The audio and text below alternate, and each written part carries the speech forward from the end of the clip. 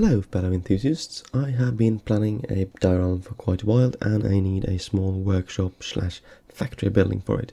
So in this video that's just what we're going to do. So let's crack on. Once again I just start out with a scrap bit of styrofoam that is vaguely shaped like a building, and I have a new tool. As you can see, I bought a 3D printer and it's brilliant. It's a Bamboo Lab Mini A1 I believe it's called, and it's absolutely fantastic. I found these files on Thingiverse, these windows, and I just scaled them up and printed them in 20 minutes. I had windows. No need to buy any more expensive kits that doesn't fit, that aren't proportional to what I want, and doesn't look the part. I can just print anything I like. This is a revolution in my field of hobby, and you need to get one of these. Guys, I can't recommend it enough. I supported a Kickstarter project a while back called, it was a book, and it's called Tabletop Terrain from SPX Foam Buildings. And it's a great little book. It has lots of tips and tricks that you can use for building terrain, and I'm applying some of them here. And also, this handy template followed, which I used to create bricks. And this template produces almost perfect 1/35 scale bricks, and it's super handy. After having carved out a lot of the bricks, I realised I'd forgotten a step, and that was my aluminum ball foil piece of thing. I used this just to roughen up the surface to make it look a lot less uniform and to make it look like natural bricks. And I usually do this step before I start carving out the bricks, but I forgot this time, but no biggie, we'll just circle back to them later anyway. I just use this and apply quite a lot of force, and after I've rolled for a bit and done everything up pretty nicely, it looks rough, like a weathered old building, which is exactly the look that I want. And this is where the brick carving step should actually be, after you've rolled the aluminum ball. I've already shown you how I make the regular bricks, but on this top of the gate, I decided to do a little bit more fancy editing, or make it look add some details that look a bit more exciting. So I did this by hand, roughly in the same ballpark size as the other bricks, just, you know, a bit of variation on this. Next follows a step where I grab an old pencil and use it to expand the lines between the bricks. This makes the bricks pop a bit more, and you can see that there are gaps between them and that they are actual bricks. Although time consuming, this step is enormously satisfying to do, as for me it feels like turning the bricks from 2D to 3D, and it just looks stunning after this. In my mind, you should put in as much variation as, well, possible almost in a diorama, because then you get a lot of other details.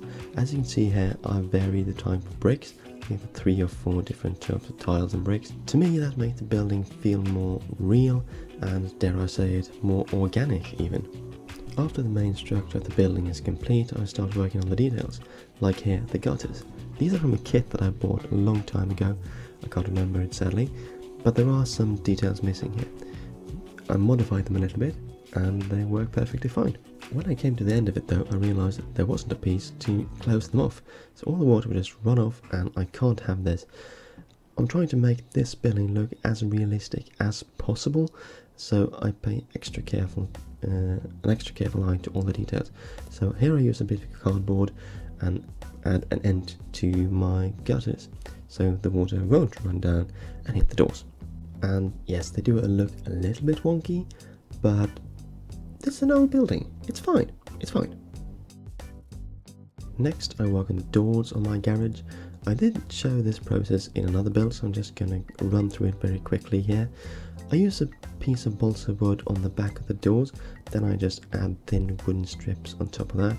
I use some aluminum foil and cut out the hinges so that there's another detail on the door. I use a little bit of time on the hinges because I feel that these are quite visible once the door is finished, and once I've done that, I just super glue them to the main doors itself, and I put some nail holes in it, and I do that on the rest of the door as well, just to make it look like this too has been worn. It's old, it's wonky, and nothing really fits properly anymore. I've always struggled with the roofs on my buildings and never gotten them to look quite right. Therefore, I just made ruins mostly. But in this build, I decided to make roofs as properly as I possibly could.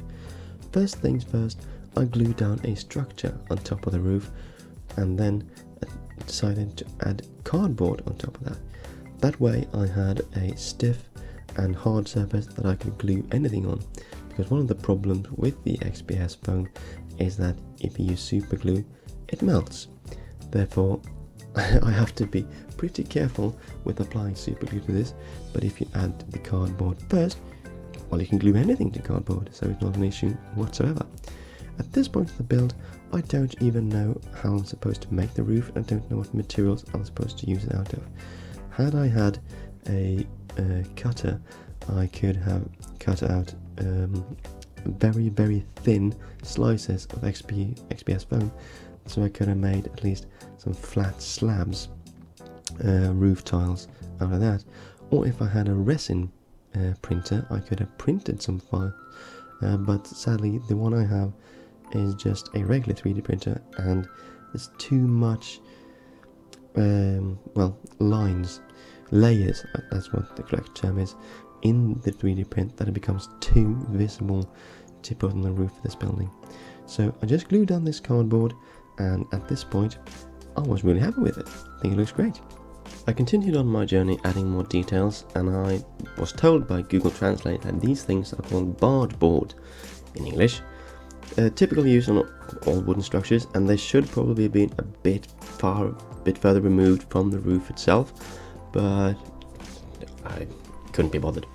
But anyway, I make sure that they look as tight as possible, and yeah, look at this, fits perfectly.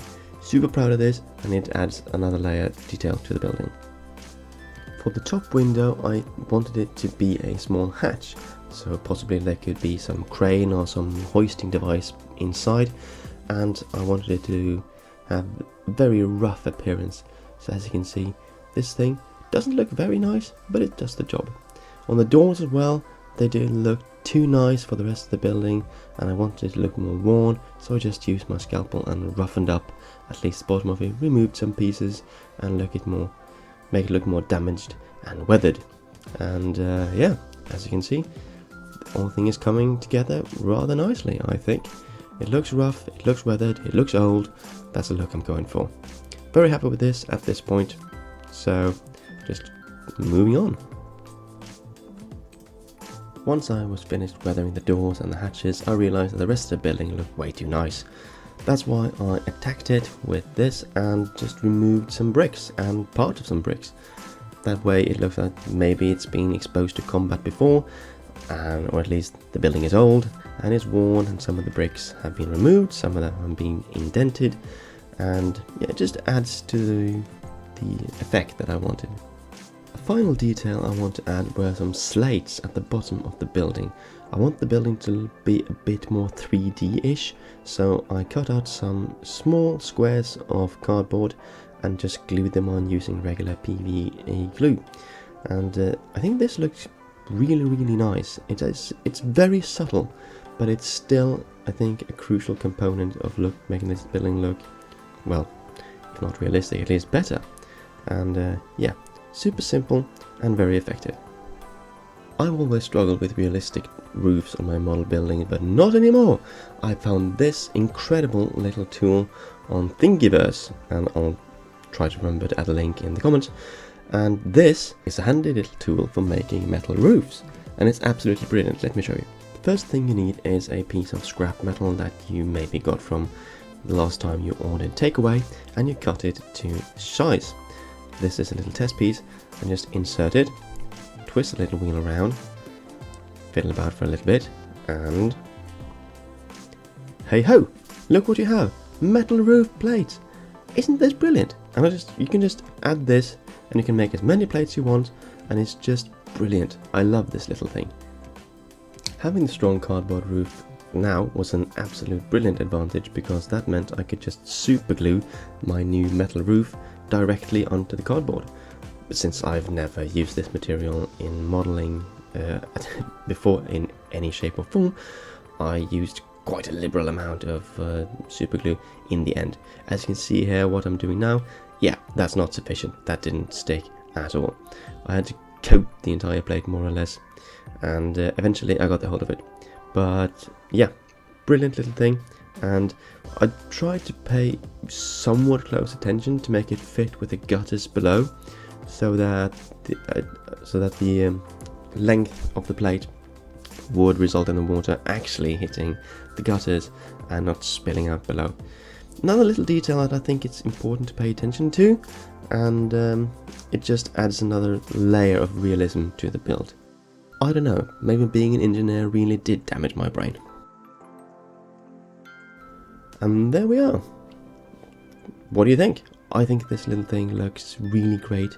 It looks wonky, it's a bit weird, and it's not really systematic in any way. It just, I think it looks just cobbled together by a somewhat skilled craftsman, but still, it's just wonky, and I love it. The way I put the roof on as well, I didn't want it to look neat, I wanted it to look worn and old and tired, and the gate as well.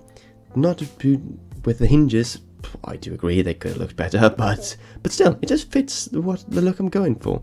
It's rough, everything's just cobbled together, and yeah, really happy with this little build. It came together beautifully. It didn't take me, I think I spent maybe 3 days on this, 3 evenings more or less, and I do have plans for this, so you will see it in an upcoming video. I'm not sure when.